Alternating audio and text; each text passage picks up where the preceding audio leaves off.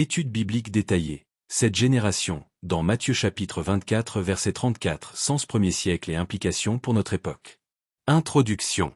La déclaration de Jésus en Matthieu chapitre 24 verset 34. Vraiment, je vous le dis, cette génération ne disparaîtra pas, non, sans que toutes ces choses arrivent, a suscité de nombreuses interprétations à travers les siècles.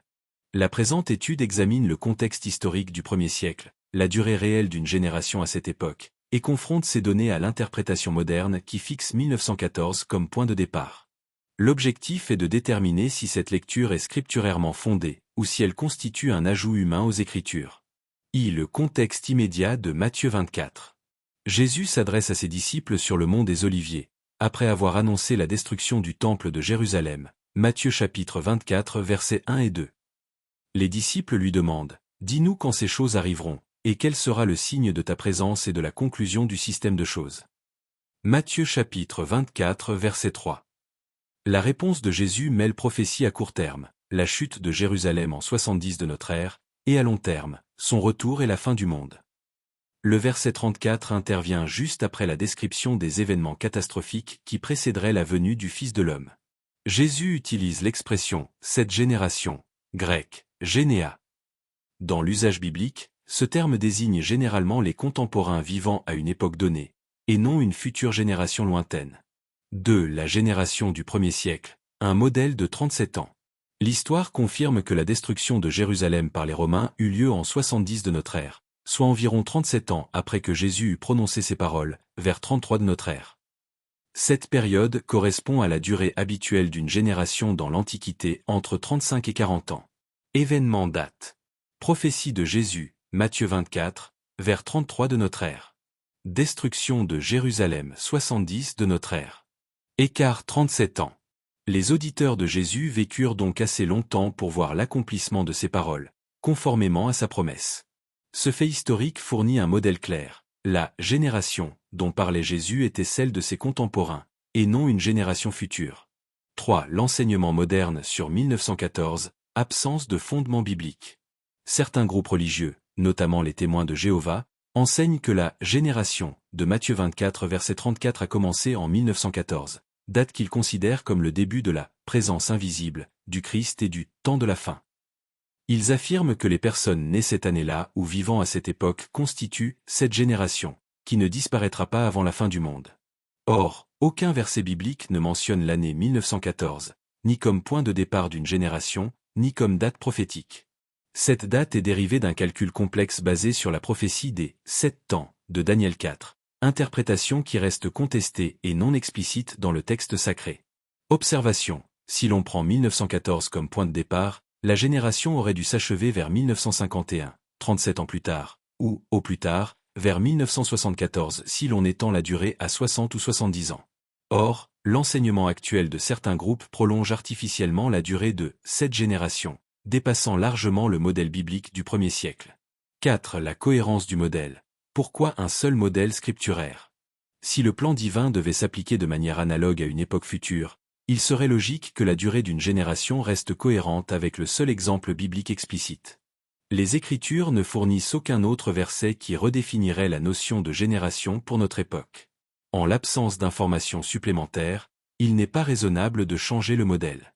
Le livre de l'Apocalypse, qui décrit les événements de la fin, n'emploie pas l'expression « cette génération » pour parler de notre temps.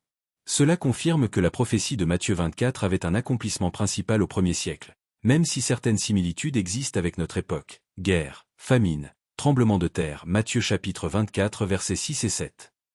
V. Les conséquences d'un enseignement erroné.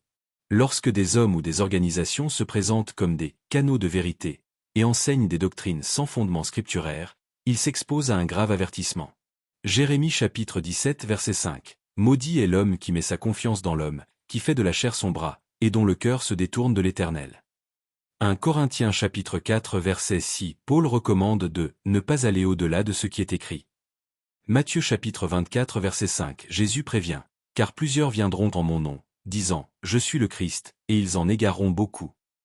Proclamer des faussetés au nom de Dieu revient à faire mentir Jésus, et à charger l'auditeur d'une responsabilité spirituelle grave. Ézéchiel chapitre 33 verset 6. Ce n'est pas un simple désaccord théologique, C'est une question d'intégrité prophétique.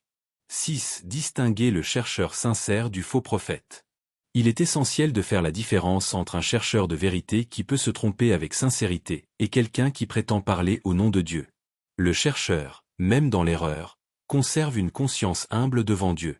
En revanche, celui qui se pose en porte-parole divin et propage des enseignements non scripturaires se rend coupable d'égarer les autres et s'expose au jugement. Deutéronome chapitre 18 versets 20 à 22. Cette mise en garde n'a pas pour but de condamner des individus, mais d'appeler à la réflexion et à la prudence. Beaucoup ont attendu la fin sur la base d'un faux enseignement. Lorsqu'elle n'est pas venue, leur foi en a été brisée, et la porte à la vérité s'est souvent fermée. L'effet de ce message erroné est donc contraire au rassemblement que Dieu souhaite. Jean chapitre 10 verset 16. 7. Conclusion et piste de méditation.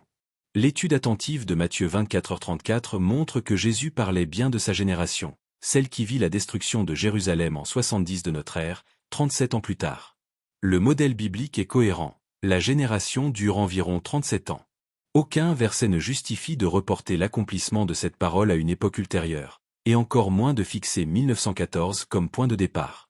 Les similitudes entre le premier siècle et notre époque ne signifient pas que la prophétie s'applique de manière identique. Jésus lui-même nous met en garde contre les faux enseignements et nous exhorte à la vigilance. Matthieu chapitre 24 versets 4 et 5. Piste de méditation personnelle.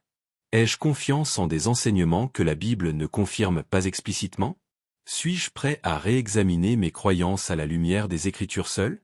Comment puis-je discerner entre un enseignement fidèle et un ajout humain? Que répondrais-je à quelqu'un qui a été déçu par une fausse prophétie?